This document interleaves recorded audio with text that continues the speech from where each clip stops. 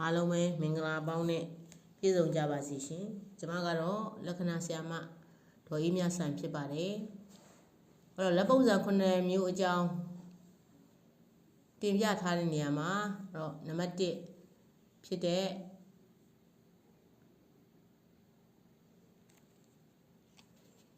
4000လက်အကြောင်းကပြောပြီးသွားပြီဆိုတော့အခုနံပါတ်2ပေါ့နော်အဲ့တော့နံပါတ်2အမျိုးအစားဖြစ်တဲ့ဗျက်ကျယ်လက်လို့လည်းခေါ်တယ်ရင်းချင်းဖျားကျယ်လက်လို့လည်းခေါ်တယ်เนาะအဲ့တော့ဒီလက်ကလေးဒီလက်ပုံစံအကြောင်းလေးကိုပြောကြည့်မယ်ပေါ့နော်အဲ့တော့တင်ပြပါတယ်အဲ့တော့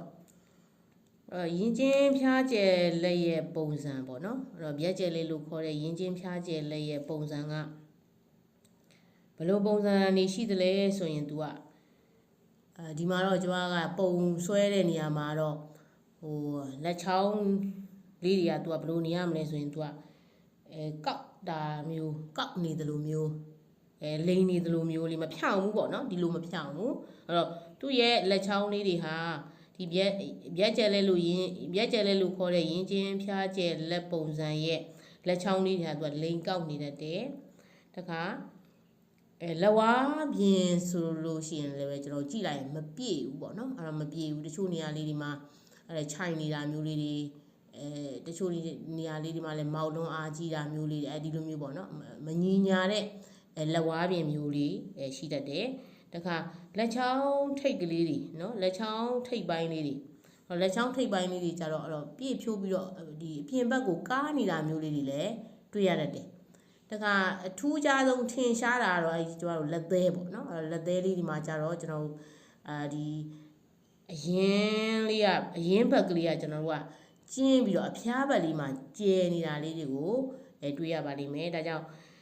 ကျမတို့ဒီလက်ချောင်းထိပ်ပိုင်းနေဆိုလဲသူကကားသလိုမျိုးလေးတွေပေါ့နော်လက်ကဝတ်တို့တခါ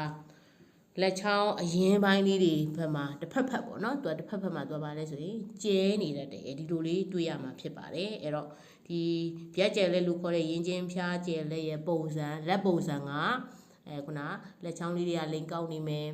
လက်သေးလေးတွေကအဲ့တော့အရင်ကကျင်းပြီးတော့အဖျားကကျဲနေတာလေးကိုတွေ့ရပါလိမ့်မယ်ဒီလိုဗျက်ကျယ်လက်လို့ခေါ်တဲ့ရင်းချင်းဖျားကျယ်လက်ရှိတဲ့သူရဲ့သူကစိတ်နေစိတ်ထားလေးတွေကြတော့ပုံတရံလေးတွေကြတော့သူ့ရဲ့သဘောတဘာဝလေးတွေကြတော့ဘယ်လိုရှိမလဲဆိုရင်သူကစိတ်ညံကိုမြန်ဖြစ်တယ်ပေါ့နော်စိတ်ညံကိုမြန်ဖြစ်တယ်ပြီးရင်စိတ်လှုပ်ရှားလွယ်တဲ့သူဖြစ်တယ်အဲ့တော့စိတ်ညံကိုမြန်လည်းဖြစ်တယ်စိတ်လှုပ်ရှားလွယ်တဲ့သူ